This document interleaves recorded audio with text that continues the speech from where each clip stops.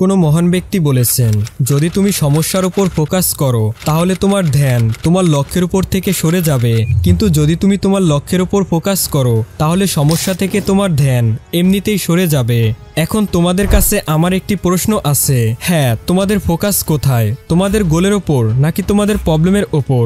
যদি সত্যি করে উত্তর দাও তাহলে তোমাদের মধ্যে 90% ভিউয়ার্সদের উত্তর হবে প্রবলেমের ওপর, কারণ তুমি তোমার গোলের ওপর ফোকাস করতেই পারছো না। তুমি বারবার ছোট ছোট জিনিসের ডিস্ট্রাক্ট হয়ে তোমার লক্ষ্য থেকে সরে যাচ্ছ, আর এটাই সেই কারণ যে কারণে তুমি এখন পর্যন্ত তোমার গোলকে অ্যাচিভ করতেই পারোনি।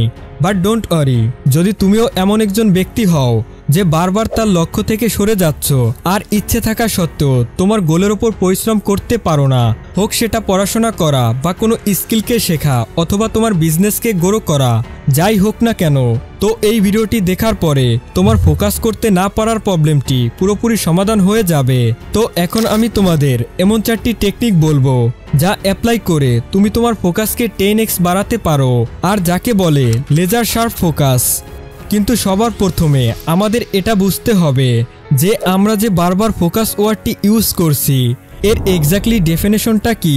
তো এটি যদি আমি তোমাকে সহজ ভাষায় বলি তাহলে ফোকাসের মানে হলো নিজের সমস্ত ডিস্ট্রাকশনকে দূর করে কোনো প্রকার ডিস্ট্রাক্ট না হয়ে নিজের গোলের উপর পরিশ্রম করা। হয়তো তুমি লক্ষ্য করে থাকবে আমাদের আশেপাশে এমন কিছু মানুষ আছেন যারা যে কোনো জায়গায় বসে পুরো ফোকাসের সাথে কোনো প্রকার ডিস্ট্রাক্ট না হয়ে তার কাজকে কমপ্লিট করতে পারে, কারণ সে তার ব্রেনকে এতটাই ট্রেন করে নিয়েছেন যে সে যদি ইচ্ছে করে তাহলে সে যে কোনো জায়গায় বসে যে কোনো ডিফিকাল্ট থেকে ডিফিকাল্ট কাজকেও সম্পূর্ণ করতে পারে।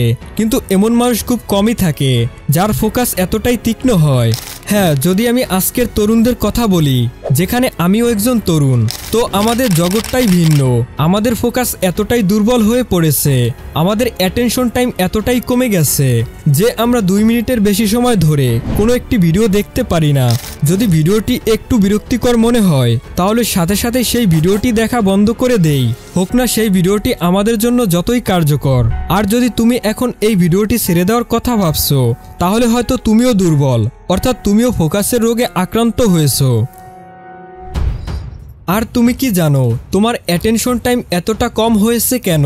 কেন তুমি 5 মিনিটের একটি ভিডিও পুরোপুরি দেখতে পারো না?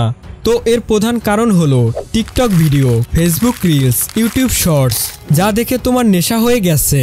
আর তোমার অ্যাটেনশন টাইম এতটাই কমে গেছে কারণ ফেসবুক রিলস এবং ইউটিউব শর্টসে প্রতি 25 থেকে 30 সেকেন্ডে নতুন কিছু দেখতে পারো, আর প্রতিবার নতুন কোনো কন্টেন্ট সামনে আসে। তো এগুলো দেখার কারণে তোমার ব্রেনে ডোপামিন নামক এক ধরনের হরমোন রিলিজ হয়, যা এক প্রকার আনন্দদায়ক হরমোন। আর এই হরমোন একটি অ্যাডাকশনের মতো, যার প্রতি আমরা আসক্ত হয়ে পড়ি। তাই যখন আমরা কোনো ইনফরমেটিভ ও এডুকেশনাল ভিডিও দেখি আর যদি সেই ভিডিওটি দেখে আমরা আনন্দ না পাই, তো তখন আমাদের ব্রেনে ডোপামিন হরমোন রিলিজ হয় না, যে কারণে আমরা মজা পাই না, বোরিং হতে শুরু করি। তাই আমরা দ্রুত সেই এডুকেশনাল ভিডিওটিও স্কিপ করে দেই।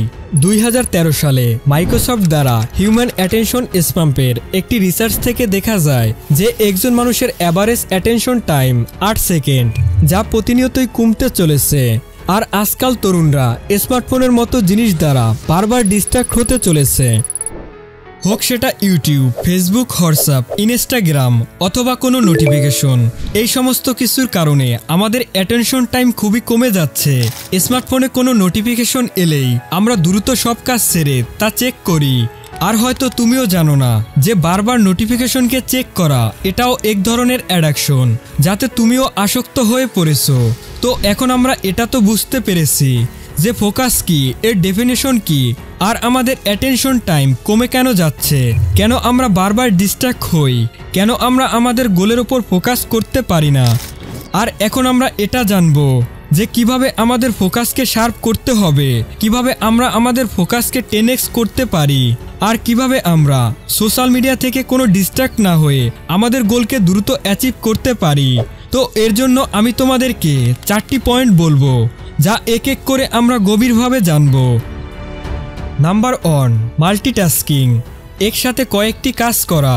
রিসার্চ এটা বারবার প্রুভ করে যে মাল্টিটাস্কিংয়ের কারণে ফোকাস খারাপ হয়। যে ব্যক্তি মাল্টিটাস্কিং করে সে কখনোই কোনো একটি সেক্টরে সাকসেস অ্যাচিভ করতে পারে না। কারণ তার ফোকাস কোনো একটি বিষয়ের ওপর থাকে না। আর তাই কয়েকটি কাজ একসাথে করার কারণে সে কোনো কাজকেই ভালোভাবে করতে পারে না। তো চলো মাল্টিটাস্কিংকে আমি একটি এক্সাম্পলের সাথে বুঝিয়ে বলছি, যাতে তুমি এটির সাথে ভালোভাবে রিলেট করতে পারো। তো মনে করো তুমি একটি জঙ্গলে আসো, আর এখন তোমাকে একটি খরগোশ ধরতে হবে এবং সেখানে তুমি দুটি খরগোশ দেখছো, আর তুমি সেই দুটি খরগোশকেই ধরতে শুরু করলে। তো পুরোপুরি সম্ভাবনা রয়েছে যে তুমি সেই দুটি খরগোশকে ধরার আশায় একটি খরগোশও ধরতে পারবে না। হ্যাঁ, যদি তুমি একটি খরগোশকে ধরার চেষ্টা করতে, তাহলে 100% সম্ভাবনা রয়েছে যে তুমি সেই খরগোশটিকে ধরে ফেলতে, কারণ তোমার ফোকাস শুধু একটির ওপরেই ছিল। আর এমন অবস্থাই হয় আমাদের রিয়েল লাইফে। আমরা ভাবি আমরা এই কাজটিও করব, ওই কাজটিও করব, আর এই পরিস্থিতিতে আমরা কোনো কাজকেই সঠিকভাবে করতে পারি না। মাল্টিটাস্কিং করার সময় তোমার মনে হয় আমি অন্যদের তুলনায় ভালো কাজ করছি, আমি এক্সট্রা কিছু করছি, আমি একসাথে দুটি কাজকে ম্যানেজ করতে পারি, কিন্তু এটা হলো তোমার ভুল। মাল্টিটাস্কিংয়ের কারণে তুমি কোনো কাজকেই নিখুঁতভাবে, নির্ভুলভাবে করতে পারবে না, কারণ তোমার ফোকাস কোনো একটি জিনিসের ওপর থাকে না। একটা কথা বলো বন্ধু, তুমি একজন মানুষ, আর একজন মানুষ কখনোই একই সময় দুটি জায়গায় থাকতে পারে না। অর্থাৎ মানুষের ব্রেন কখনোই একই সময় দুটি জায়গায় অ্যাক্টিভ থাকতে পারে না। তোমার ফোকাসকে বাড়াতে তোমাকে মাল্টিটাস্কিংকে ছাড়তে হবে, তোমাকে এক সময় একটি কাজই করতে হবে। Number 2, find out what destructive. এটা খুঁজে বের করো যে কোন জিনিস তোমাকে ডিস্ট্রাক্ট করে। আমরা সবাই আমাদের প্রতিদিনের টু ডু লিস্ট তৈরি করি, সেটা লিখে হোক বা মনে মনে, কিন্তু আজ থেকে তোমাকে সেকেন্ড টু ডু লিস্ট তৈরি করতে হবে, আর সেটাতে তোমাকে লিখতে হবে কোন কোন কাজগুলো করা যাবে না, আর ওটাতে তোমাকে সেই কাজই লিখতে হবে যা তোমাকে ডিস্ট্রাক্ট করে, তোমাকে তোমার গোলে ফোকাস করতে বাধা দেয়, যেমন সোশ্যাল মিডিয়া এবং গেমিং। আর যখন তুমি তোমার কোনো ইম্পর্টেন্ট কাজ করতে বসবে, যেমন পড়াশোনা, তো তখন একবার তোমার টেবিলকে চেক আউট করে নাও যে এই টেবিলের ওপর এমন কোনো জিনিস তো নেই যা তোমাকে ডিস্ট্রাক্ট করতে পারে, যেমন স্মার্টফোন।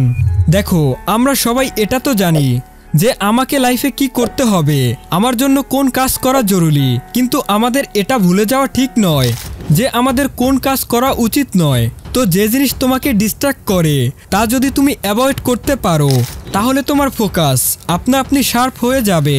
তাই সবার প্রথমে এটা ফাইন্ড করো যে কি এমন কাজ যা তোমাকে ডিস্ট্রাক্ট করে, যাতে তুমি তা সহজেই অ্যাভয়েড করতে পারো। Number 3, make flow state.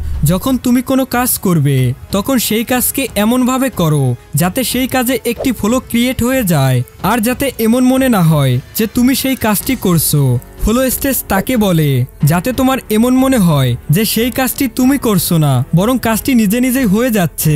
আর ফ্লো স্টেজ তখনই হবে যখন তুমি কোনো কাজে তোমার 100% দিবে।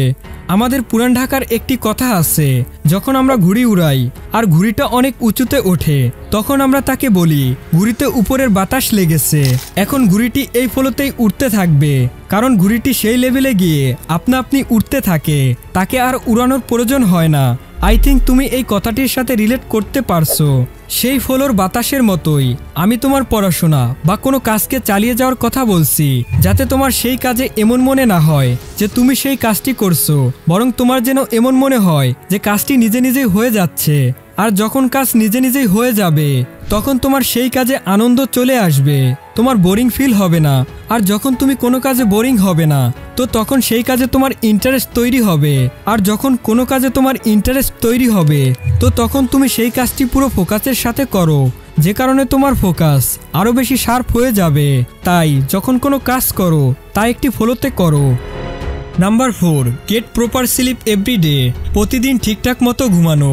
ঘুমানো আমাদের শরীরের জন্য ততটাই জরুরি যতটা জরুরি আমাদের বডির জন্য নিউট্রিশন, কারণ ঘুমানোর সাথে সরাসরি কানেকশন থাকে আমাদের ব্রেনের। একটি রিসার্চ থেকে পাওয়া যায় যে যখন তুমি লেট নাইট পর্যন্ত কাজ করো আর সঠিকভাবে ঘুমাও না, তো এমন অবস্থায় আগামী দিন তোমার বডিতে এনার্জি থাকে না, তোমার ব্রেন সঠিকভাবে অ্যাক্টিভ হয় না, তোমার শরীরে সঠিক পরিমাণে ডোপামিন রিলিজ হয় না, যে কারণে তুমি ক্লান্ত ফিল করো, তোমার কোনো কাজে মন বসে না, কারণ তোমার বডিতে সেই এনার্জিই নেই যে এনার্জি দিয়ে তুমি কাজ করবে। তোমার ব্রেন পুরোপুরি ক্লান্ত হয়ে পড়ে, কারণ তোমার ব্রেনের পর্যাপ্ত ঘুম হয়নি। এজন্য প্রতিদিন তোমাকে পর্যাপ্ত পরিমাণে ঘুমাতে হবে যাতে তুমি আগামী দিন পুরোপুরি ফোকাসের সাথে কাজ করতে পারো। এখন আমি তোমাকে এটা তো বলবো না যে তোমাকে 8 ঘন্টা ঘুমাতে হবে বা 6 ঘন্টা ঘুমাতে হবে, কারণ প্রত্যেকের বডির রুটিন আলাদা আলাদা হয়ে থাকে। কারো বডিতে 6 ঘন্টা ঘুমালেই হয়ে যায়, আবার কারো বডিতে 8 ঘন্টা ঘুমালেও হয় না। কিন্তু আমি তোমাকে সাজেস্ট করব তোমার প্রতিদিন কমসে কম 6 ঘন্টা অবশ্যই ঘুমাতে হবে যাতে তুমি পরের দিন পুরোপুরি ফোকাসের সাথে কাজ করতে পারো। তো বন্ধুরা, এই ছিল সেই 4টি টেকনিক যা ইউজ করে তুমি তোমার ফোকাসকে আরো 10 গুণ বাড়াতে পারো। হয়তোবা তোমার এই টেকনিকগুলো শুনে খুবই সিম্পল মনে হতে পারে, কিন্তু তোমাকে এটা অবশ্যই অ্যাপ্লাই করতে হবে কারণ এর রেজাল্ট খুবই অ্যামেজিং। আর এটা আমি নয়, সায়েন্স বলে। তো বন্ধুরা, দেখা হবে পরবর্তী ভিডিওতে নতুন কোনো টপিকের সাথে।